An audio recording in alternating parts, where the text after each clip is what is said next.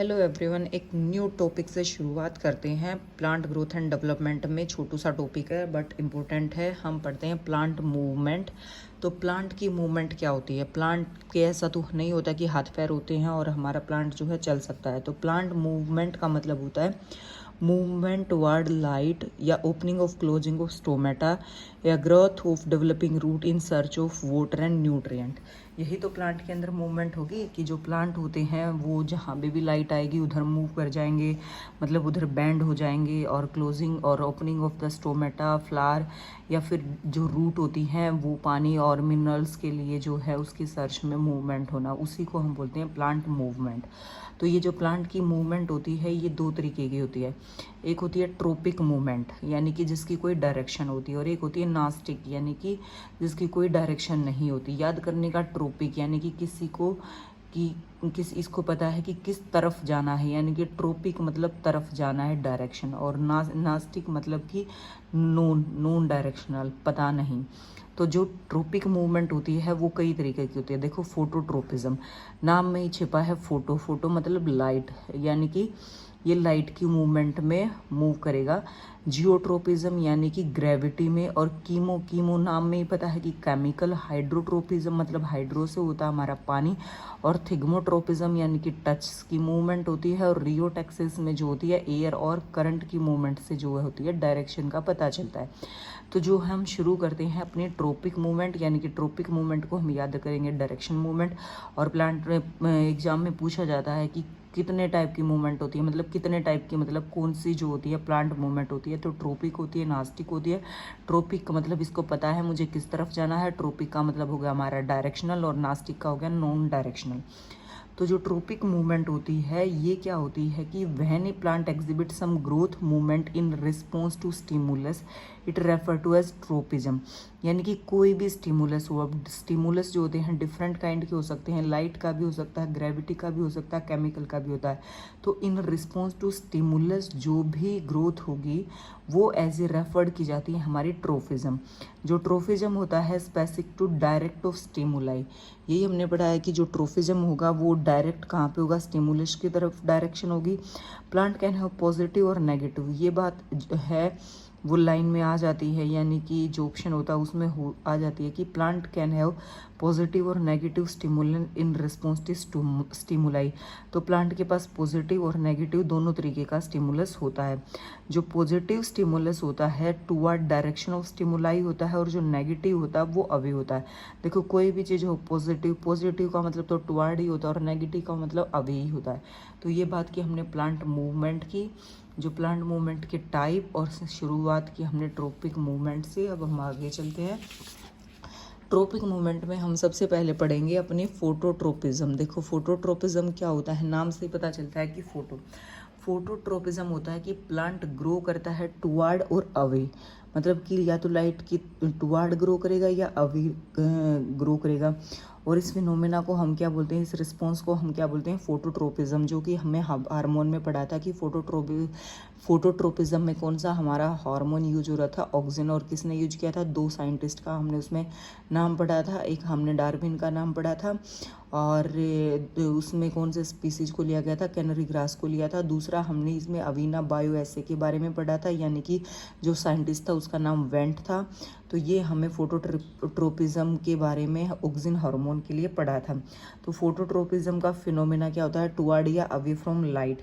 तो इसमें क्या होता है, जो स्टेम होती हैं और जो लीफ होती हैं दोनों पॉजिटिव ट्रोफिज्म दिखाती है। पॉजिटिव ट्रोफिज्म का मतलब जो होता है, देखो ये क्या है, जो रूट होती है वो धरती के नीचे होती है, यानी कि उस पर लाइट जो है वो डायरेक्ट नहीं होती, तो लाइट से अवे नीचे की तरफ जो है ग्रोथ हो रही है रूट की, तो नेगेटिव हो गया। स्टेम और लीफ क्या होती है, ऊपर की तरफ जाती हैं, यानी कि लाइट ऊपर से ही आती है, तो लाइट की स्टिमुलस की तरफ ही उसकी ग्रोथ हो रही है, तो इसलिए जो होती है वो पॉजिटिव ट्रोफिज्म होता है। तो स्टेम और लीफ में पॉजिटिव हो जाएगा, और रूट के अंदर जो होता है नेगेटिव ट्रोफिज्म हो जाएगा। किसके केस में, फोटोट्रोफिज्म।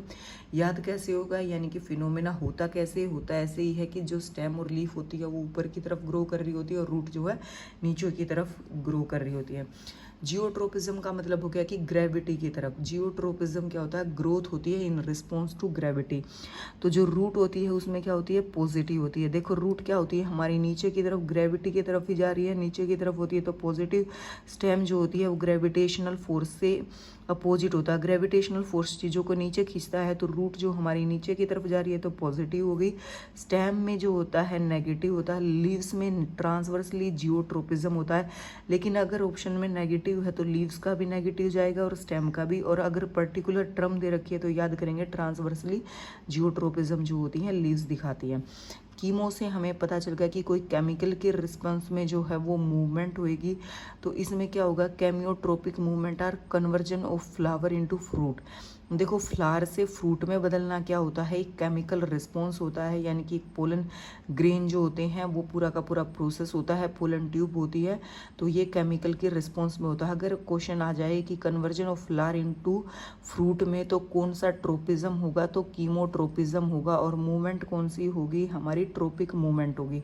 तो क्वेश्चन किसी भी तरीके से आ सकता है। तो conversion of flower into fruit क्या होगा, हमारा केमिकल बेस्ड होता है। पोलन ट्यूब लगा लो, उसकी ग्रोथ भी ऐसे ही होगी। फर्टिलाइजेशन यानी कि fertilization, flower formation, pollen tube, इन सब के बारे में अगर कहीं पे बात की जाएगी तो वहाँ पे हमारा कौन सी मूवमेंट शो हो रही है, हमारी केमोट्रोपिज्म हो रही है। और इसमें एक जो स्पीसीज होता है ड्रोसेरा, उसके अंदर भी केमोट्रोपिज्म होती है। थिग्मोट्रोपिज्म या हेप्टोट्रोपिज्म, दोनों नाम याद रखेंगे हम, थिग्मो या हेप्टोट्रोपिज्म।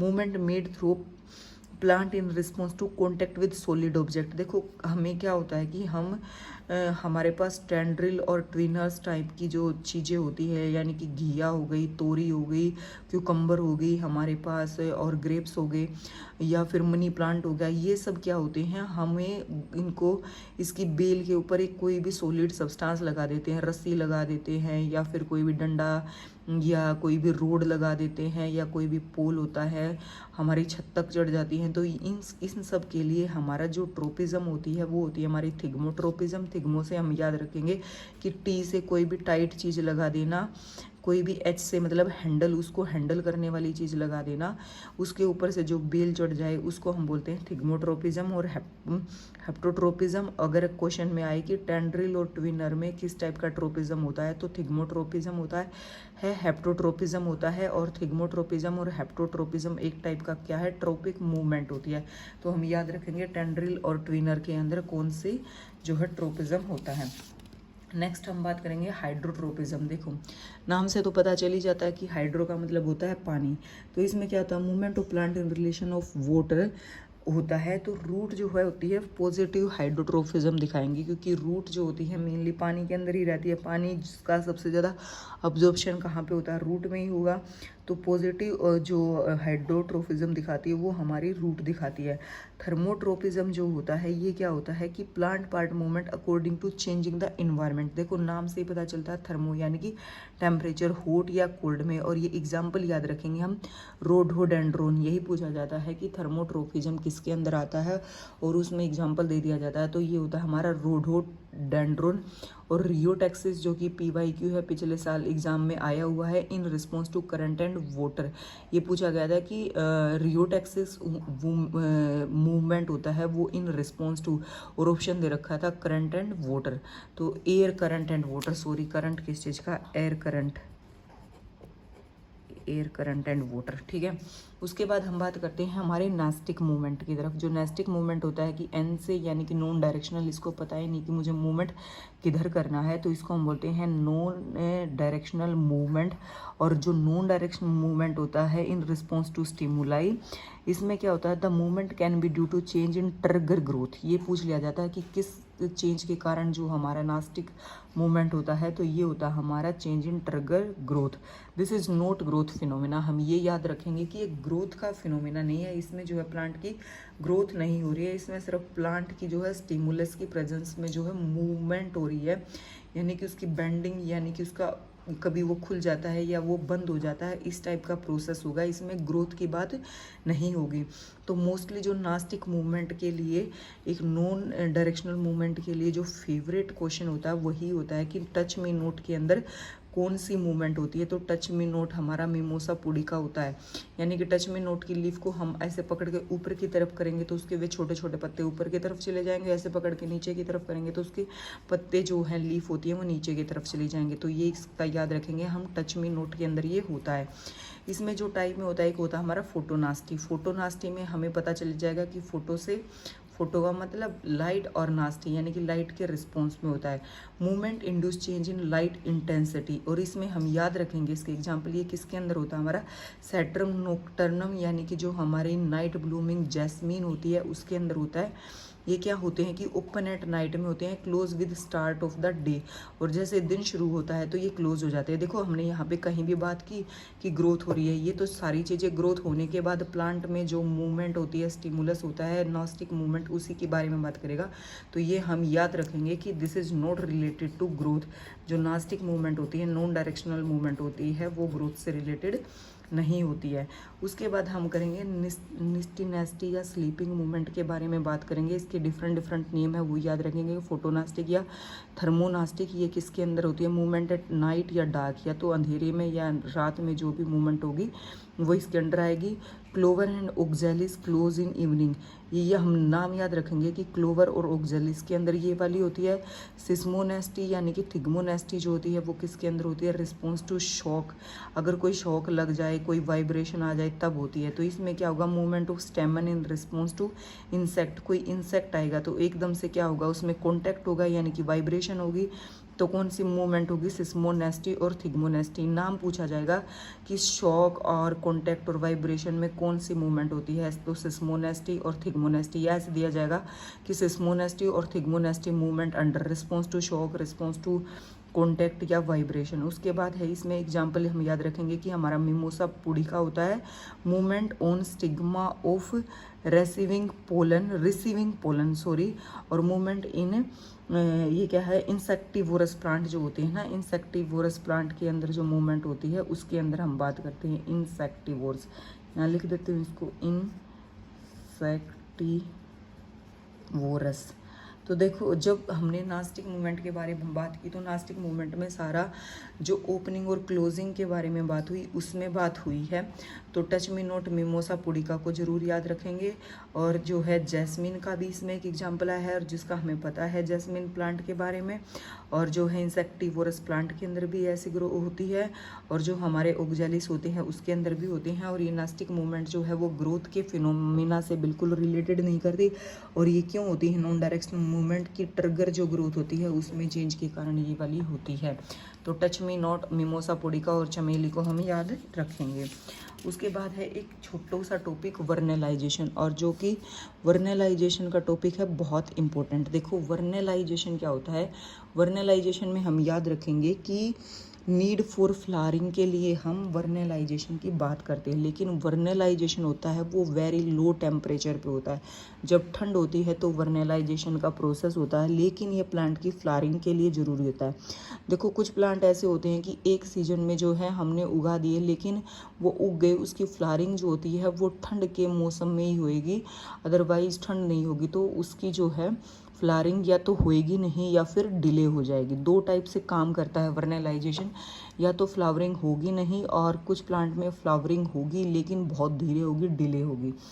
तो इसमें हमें याद क्या करना है, साइट ऑफ परसेप्शन जो इसके बारे में पूछा जाता है कि वर्नलाइजेशन कहाँ होती है, ये बहुत इंपॉर्टेंट है। तो साइट ऑफ परसेप्शन जो होती है ये मेरिस्टेमेटिक रीजन में होती है। देखो ग्रोथ जो होती है वो मेरिस्टेमेटिक रीजन में ही होती है, तो जो साइट ऑफ परसेप्शन होती है वो एपिकल मेरिस्टेम होती है। जो मेरिस्टेम होती है वो कंपिटेंट टू फ्लावरिंग, वही जो है फ्लावरिंग की तरफ जाती है। तो इसमें होता है कि जो कंपाउंड यूज होते हैं, जो चीज़ें यूज होती है वर्नलाइजेशन में, वो कौन हेल्प करता है, यानी कि वर्नलाइजेशन के फिनोमिना को कौन हेल्प करता है। तो दो जो है वो पीजीआर की बात की जाती है, इसमें एक वर्नेलिन जो कि एक हाइपोथेटिकल ग्रोथ हार्मोन है, जिसके बारे में अभी साइंटिस्ट ने कोई डिटेल नहीं दी गई है, लेकिन हाइपोथेटिकली बेस पे इसको माना जाता है कि एक वर्नेलिन नाम का सब्सटेंस होता है जो कि एक्टिवेट होता है जब टेम्परेचर लो होता है। और कौन से रीजन में होता है? मेरिस्टेमेटिक रीजन में। तो हम इस चीज़ को भी याद रखेंगे कि जो हमारी वर्नलाइजेशन होती है वो कौन से रीजन में होती है? मेरिस्टेमेटिक रीजन में होती है। ठीक है, तो ये साइट ऑफ परसेप्शन होती है, यहीं पे हमारी वर्नलाइजेशन होती है। दूसरा होता है जिबरलिक एसिड। अगर वर्नलाइन या अगर हम जिबरलिक एसिड का भी यूज करते हैं तो जो है हमारी वर्नलाइजेशन यानी कि हमारी फ्लावरिंग में काफ़ी हेल्प हो जाती है। उसके बाद जो है ये पूछा जाता है कि जो वर्नलाइजेशन होती है वो कैसे होती है, या तो वो क्वांटिटेटिव होती है या वो क्वालिटेटिव फिनोमेना होता है। अब हम बात करेंगे कि क्वांटिटेटिव और क्वालिटेटिव से क्या फ़र्क पड़ता है। जो क्वांटिटेटिव होती है उसको हम एनुअल फॉर्म भी बोलते हैं, और जो क्वालिटेटिव होती है उसको बाइएनियल फॉर्म या मोनोकार्पिक फॉर्म भी बोला जाता है। और एग्जाम में जो ऑप्शन है उसमें ये आता है कि वर्नलाइजेशन इज क्वांटिटेटिव या क्वालिटेटिव। तो क्वांटिटेटिव और क्वालिटेटिव दोनों होता है। क्वांटिटेटिव में हम याद रखेंगे कि एनुअल फॉर्म में होता है, क्वालिटेटिव में बाइएनियल फॉर्म में होता है। बाइएनियल को मोनोकार्पिक भी बोला जाता है। तो इसमें क्या किस किस में होगा? क्वालिटेटिव हमारा वीट में होता है, बार्ले में होता है, रे में होता है। इसमें क्या होता है? Have two kind of variety, winter and spring की। हम ना दो तरीके की फसल हो जाती है इसमें, कि विंटर की भी और स्प्रिंग की भी। इसमें क्या होता है कि जो क्वांटिटेटिव होते हैं ना, प्लांट ग्रो कर जाता है विदाउट वर्नलाइजेशन। देखो, विदाउट वर्नलाइजेशन के प्लांट ग्रो तो करेगा, लेकिन जो फ्लावरिंग होती है वो डिले हो जाएगी। तो जैसे रे का फ्लावर होता है, अगर वर्नलाइजेशन है तो वो 7 वीक के अंदर ग्रो कर जाएगा, लेकिन वर्नलाइजेशन नहीं है तो वो 15 दिन लगा देगा। तो क्वांटिटेटिव एक ऐसी फॉर्म है जिसमें वर्नलाइजेशन जो है बिना ठंड के मौसम के भी हो जाती है, लेकिन फ्लावरिंग में डिले होती है। लेकिन जो ये बाईएनियल फॉर्म होती है ना, ट्रू जो वर्नलाइजेशन होती है वो बाईएनियल में होती है। तो इसलिए एग्जाम में ऑप्शन आता है कि वर्नलाइजेशन किस में होती है, और उसमें एक ऑप्शन दिया होता है बाईएनियल फॉर्म या मोनोकार्पिक। तो हमारा आंसर होता है वहाँ पे बाईएनियल, क्योंकि इसमें ट्रू होती है। क्योंकि इसमें अगर वर्नलाइजेशन होगी यानी कि लो टेम्परेचर होगा तो ही जो है फ्लावरिंग होगी, अदरवाइज फ्लावरिंग नहीं होगी। और इसको हम बोलते हैं क्वालिटी, यानी कि क्वालिटेटिव फॉर्म होती है। विदाउट वर्नलाइजेशन जो होती है, विदाउट वर्नलाइजेशन हमारी ग्रोथ जो होती है वो नहीं होती। और इसके हम एग्जांपल जरूर याद रखेंगे, शुगर बीट, कैबेज और कैरेट, क्योंकि यही ट्रू वर्नलाइजेशन है। तो शुगर बीट, कैबेज और कैरेट के अंदर क्या होती है? वर्नलाइजेशन होती है, यानी कि ट्रू वर्नलाइजेशन होती है।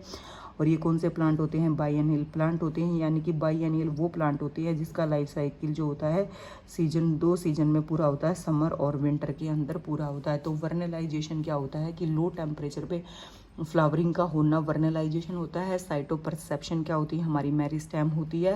ये वर्नलाइजेशन भी दो तरह की होती है, क्वांटिटेटिव और क्वालिटेटिव। जो क्वालिटेटिव वाली होती है यानी कि बाईएनियल होती है, यानी कि मोनोकार्पिक होती है, वो वाली ट्रू होती है कि अगर लो टेम्परेचर नहीं होगा तो जो है वो ग्रोथ या फ्लावरिंग नहीं होगी। और इसके एग्जाम्पल है शुगर बीट, कैपेज और कैरेट। और जो एनुअल होती है वो अगर वर्नलाइजेशन नहीं हो रही तो भी हो जाएगी, लेकिन फ्लावरिंग जो है वो लेट होगी। एक इसमें पूछा जाता है कि वर्नलाइजेशन में मॉडल प्लांट की तरह कौन सा प्लांट यूज होता है? तो वो होता है हमारा अरेबिडोप्सिस थैलियाना। अरेबिडोप्सिस थैलियाना जो होता है वो होता है। तो ये दो छोटे छोटे टॉपिक थे जो कि इम्पोर्टेंट है, और वर्नलाइजेशन काफ़ी इंपॉर्टेंट है, काफ़ी क्वेश्चन आते हैं। तो वर्नलाइजेशन मतलब लो टेम्परेचर। आई होप आपको वीडियो पसंद आई होगी। अगर वीडियो पसंद आई हो तो प्लीज़ चैनल को लाइक कर देना, शेयर कर देना, सब्सक्राइब कर देना, कमेंट कर देना। Thank you.